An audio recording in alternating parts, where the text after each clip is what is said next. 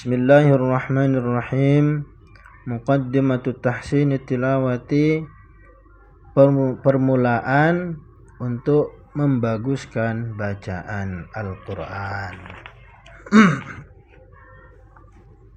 Assalamualaikum warahmatullahi wabarakatuh. Hadirin yang mulia, kawan-kawan semuanya, kita akan mencoba bagaimana untuk tahsinut tilawah atau tahsinul qiraah.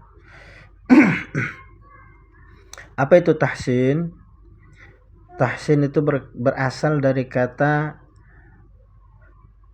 hasana yuhasinu tahsinan. Ya.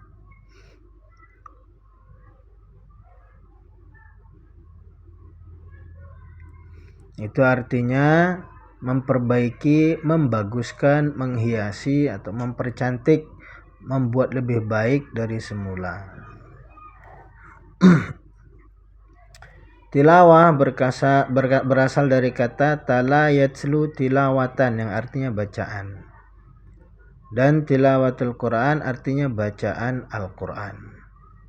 Tilawah secara istilah, at-tilawatu istilahan, tilawatuhu tilawatan tubayyinu hurufaha wa yuta'anna fi adaiha liyakuna adna ila fahmil ma'ani. Membaca Al-Quran dengan bacaan yang menjelaskan huruf-hurufnya dan berhati-hati dalam melaksanakan bacaannya agar lebih mudah memahami makna yang terkandung di dalamnya. Jadi tahsinut tilawah adalah upaya memperbaiki dan membaguskan bacaan Al-Quran. B. Urgensi tahsin tilawah atau ahammiyatut tahsinit tilawah, pentingnya memperbagus bacaan. Tilawah yang baik dan benar sebagaimana ayat Al-Quran itu diturunkan, sangat dicintai oleh Allah. Rasulullah sallallahu alaihi wasallam bersabda, "Innallaha yuhibbu ay yuqra'al Qur'anu kama unzila." Akhrajahu Ibnu Khuzaimah fi sahihihi. Sesungguhnya Allah menyukai Al-Qur'an dibaca sebagaimana dia diturunkan. Hadis riwayat Imam Ibnu Khuzaimah dalam kitab sahih beliau.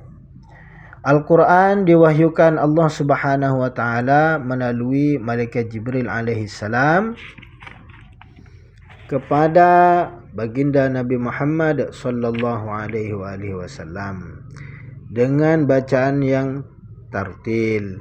Begitu juga Rasulullah sallallahu alaihi wasallam membaca dan mengajarkan kepada sahabat-sahabatnya dengan bacaan yang tartil. Para sahabat Rasulullah sallallahu alaihi wasallam membaca dan mengajarkan Al-Quran kepada tabi'in juga dengan bacaan yang tartil. Dan begitulah seterusnya guru-guru mengajarkan kepada muridnya itu dengan bacaan yang tartil. Tilawah yang bagus akan memudahkan pembacanya atau orang yang mendengarkannya menghayati Al-Quran. Menghayati Al-Quran merupakan misi turunnya Al-Quran. Allah subhanahu wa ta'ala berfirman, A'udzu billahi minasyaitonir rajim. Bismillahirrahmanirrahim. Kitabun anzalnahu ilaika mubarakun liyudabbaru. Kitabun anzalnahu ilaika mubarakun liyadabbaru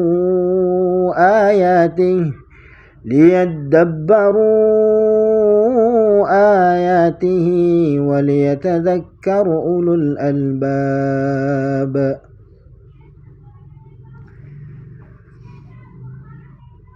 Kitabun anzalnahu ilaika mubarakun liyadabbaru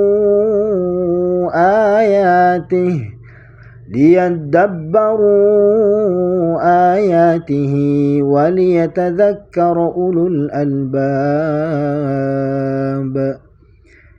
Kitab Al-Quran yang kami turunkan kepadamu yang diberkahi agar mereka menghayati ayat-ayatnya dan agar orang-orang yang berakal sehat mendapatkan pelajaran.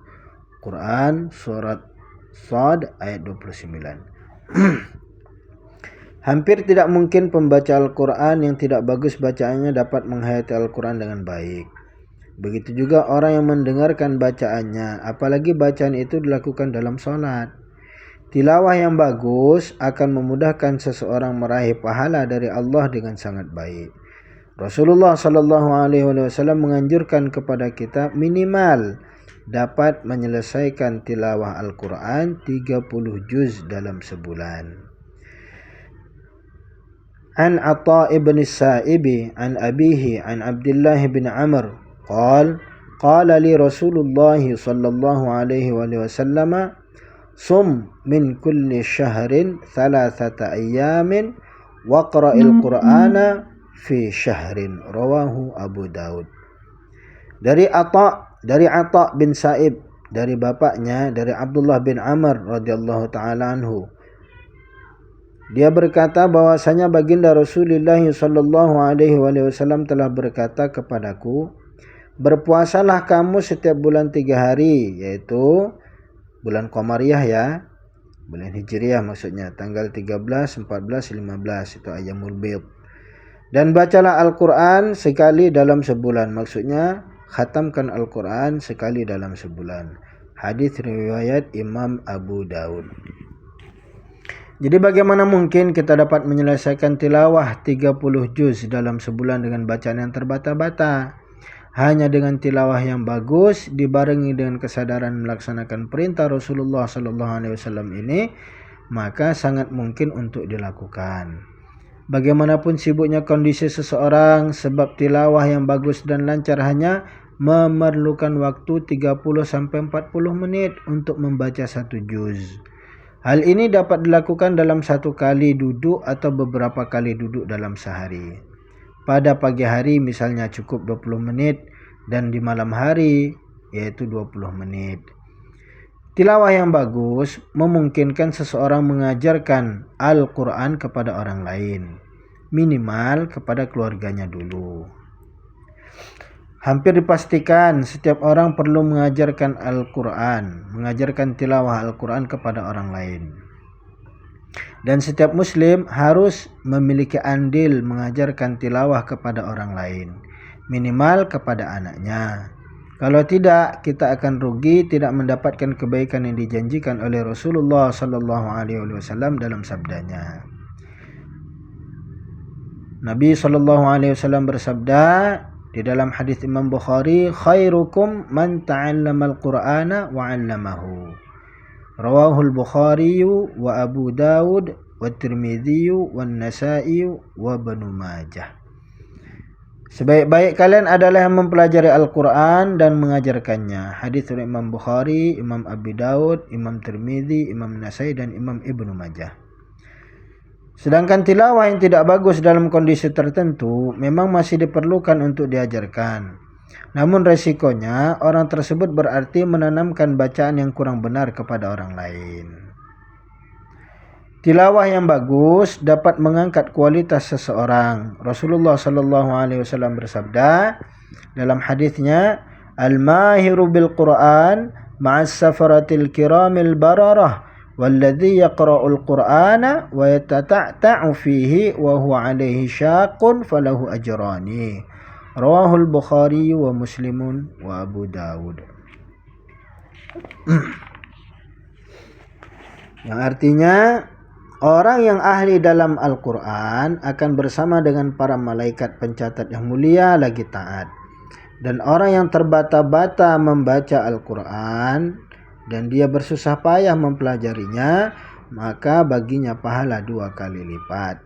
Hadis riwayat Imam Bukhari, Imam Muslim dan Imam Abi Daud. Hadis ini menjelaskan kedudukan orang yang bagus tilawahnya. Selain itu para ulama menambahkan bahwa ukuran mahir selain bagus tilawahnya harus hafal, faham dan mengamalkan isinya. Oke, sampai sini dulu. Kita lanjut lagi. Next berikutnya. Assalamualaikum warahmatullahi wabarakatuh.